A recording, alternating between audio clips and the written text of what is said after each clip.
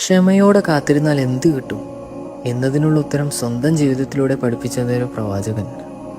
The story of Ayyub അലൈഹിസ്സലാം. സുഖസൗകര്യങ്ങളിൽ സന്തുഷ്ടനായി കഴിഞ്ഞ 70 വർഷങ്ങൾ. പെട്ടെന്നൊരു ദിവസം തനിക്ക് ലഭിച്ച അനുഗ്രഹങ്ങൾ ഓരോന്നായി അള്ളാഹു സുബ്ഹാനഹു വ തആല അയ്യൂബ് നബിയിൽ നിന്നും തിരിച്ചെടുക്കാൻ തുടങ്ങി.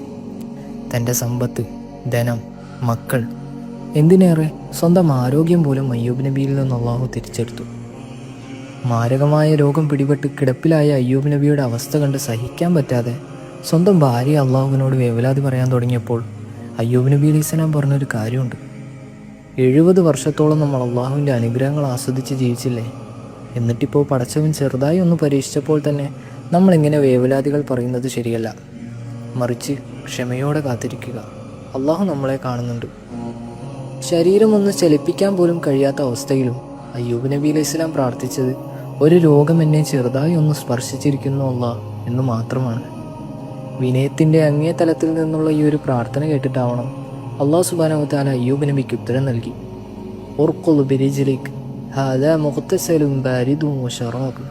പടച്ചവൻ്റെ കൽപ്പനയിൽ അയ്യൂബ് നബിയുടെ കാൽപാദത്തിൽ നിന്നും ഒരു ഉറവ വരികയും ആ വെള്ളത്തിൽ ശരീരവും കഴുകുകയും ചെയ്തതോടുകൂടി തനിക്കുണ്ടായിരുന്ന രോഗം ശിഫയാവുകയും പതിയെ പതിയെ തനിക്ക് നഷ്ടപ്പെട്ടതൊക്കെയും അതിൻ്റെ 2 ഇരട്ടിയായി അല്ലാഹു സുബ്ഹാനഹു വ തആല അയ്യൂബ് നബിക്ക് തിരിച്ചു നൽകുകയും ചെയ്തു. ചെറിയ ചെറിയ പ്രയാസങ്ങൾ വരുമ്പോൾ തന്നെ പ്രതീക്ഷ നഷ്ടപ്പെടുന്നവരാണ് നിങ്ങളെങ്കിൽ അയ്യൂബ് നബി അലൈഹിസ്സലാം പറഞ്ഞ കാര്യം വീണ്ടും ഓർക്കുക. ക്ഷമയോടെ കാത്തിരിക്കുക.